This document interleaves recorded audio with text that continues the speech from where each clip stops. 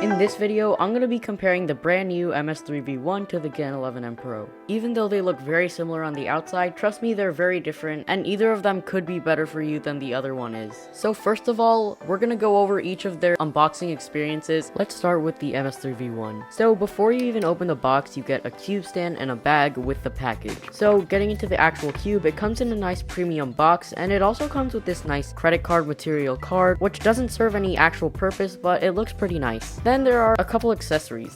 First of all, you get 2 logo stickers, but I already used one because I damaged the other one. So yeah, also it comes with a CFOP guide. It also comes with super thick fat springs. It comes with a guide that explains the tensioning system on this cube. And finally, it comes with a bunch of accessories for the core. So the cube is packaged super tight in the box, but after getting it out, it performs pretty well.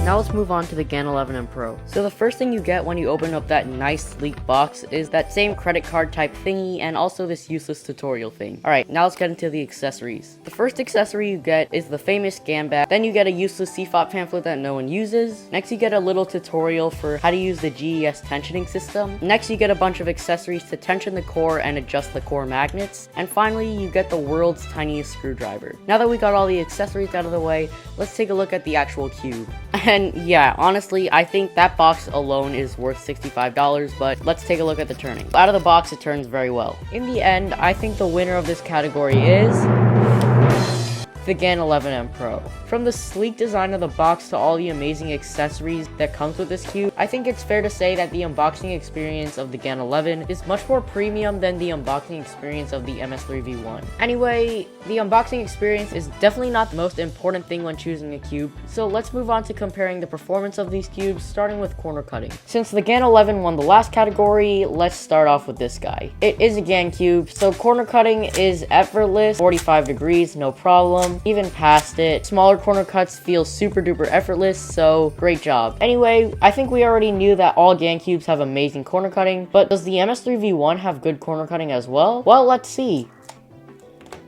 Starting off with 45 degrees, pretty easy. A little further.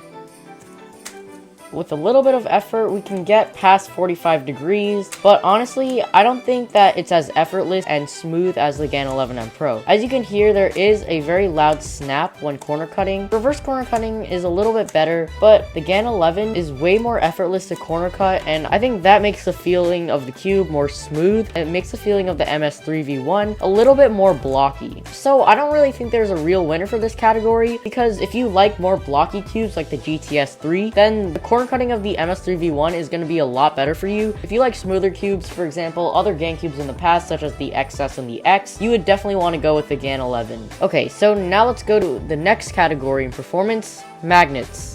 Starting off with the MS3V1, this is the enhanced version, so it does have 96 magnets. It's a very nice strong bump, and I personally am a fan of strong magnets, and as for magnet customization, as you can see, there is none. However, there are 2 versions, so if you like weaker magnets, go with the standard version, and if you like stronger magnets, go with the enhanced version. Now let's take a look at the Gan11's magnets. So the Gan11 is a tiny bit more sophisticated. If you look at the edge pieces, unlike the XS, it doesn't have any visible magnet customization, but turning the cube over, if you look in the corner, you can see that there's a little white switch on the side of the corner, and this is where you can adjust the magnet strength. If you look very closely, there are numbers 1, 2, and 3. 1 is the weakest, 2 is medium, and 3 is the strongest. In my opinion, 2 is the best setting because it provides a good amount of control and it still retains the speed of the cube. So this adjustable magnet system alone already gives the advantage to the Gan11 M Pro. However, there's more. For extra control and stability, you have corner to core magnets. You may have noticed this magnet in the middle of the corner stock, and that actually attracts to this magnet over here. I'm not going to go into what it does super in depth, but if you want to see what it really does, check out that video in the top right corner of your screen to watch my in-depth review of the Gan11 M Pro. Anyway, in basic terms, it just provides a good amount of stability to this cube, and I think it was a really good design choice because this cube is quite fast, and honestly, I think without those core magnets, you would have to make it really tight, and you definitely don't want to make this cube too tight because then you would lose the amazing corner cutting that it has. So I think that there's a clear winner for this category, the Gan11 M Pro, just because of that adjustable magnet system. The core magnets are pretty great, but they basically do the same thing as the center edge magnets, so that's not why I chose it. It's mostly just because the magnets are adjustable. So even though the Gan11 M Pro is winning 3-1 on the MS3V1, that can all change because we have a couple more categories to go through. So now that we looked at the magnets, let's take a look at the tensioning systems. Starting off with the Gan11 Pro, you can see that it features GAN's GES spring adjustment system. You can adjust the spring tension and screw depth just by pushing down and turning this little nut. So there are 4 main settings, 1, 2, 3, and 4, 1 being the tightest and 4 being the loosest. However, if you look very closely, you can see behind the blue thing, there's also a clear base. That moves to 8 different settings, which provides 8 different spring compressions within the 1, 2, 3, and 4. So you can think of it as this big blue one being the general tension, and then this one in the back being super duper specific. However, if you look closely, you can see that this blue one only has 2 numbers, 1 and 3. That's because 2 and 4 are on a separate nut that come in the accessories. If you remember, there is a little case of accessories, and that's where you can find the adjustment tool for the spring compression and the extra GES nuts. However, you can still just use your hand to tension this, so it's a pretty convenient adjustment system, but it's a little bit hard to understand. But after you get the gist of it, it's really nice because you can get even tensions on every side and find the specific speed and corner cutting that you want in a cube. Now let's check out the spring compression system on the MS3V1.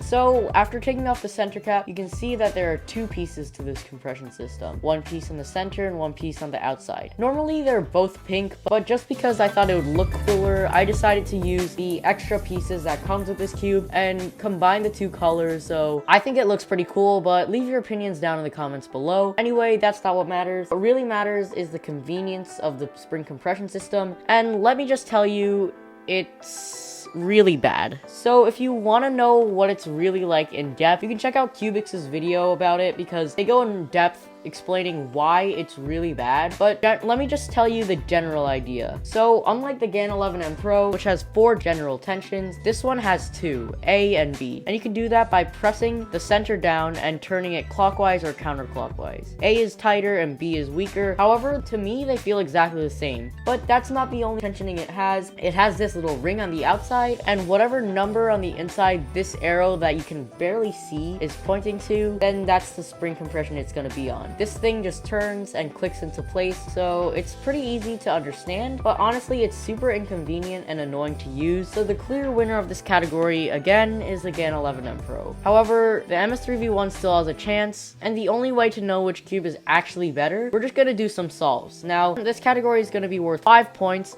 so if the MS3V1 wins, it's the overall winner, but if the Gan11 wins again, it's just gonna be the clear winner. So I'm gonna do an MO3 on each of the cubes, and yeah, let's see which cube I perform better on.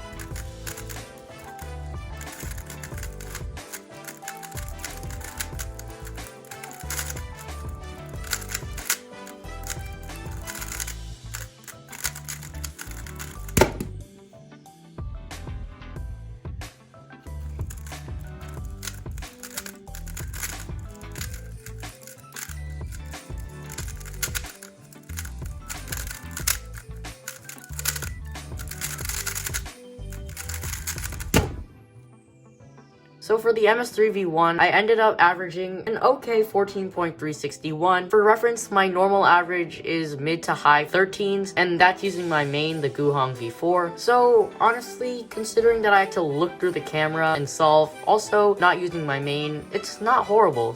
So yeah, let's see how the Gan11 does.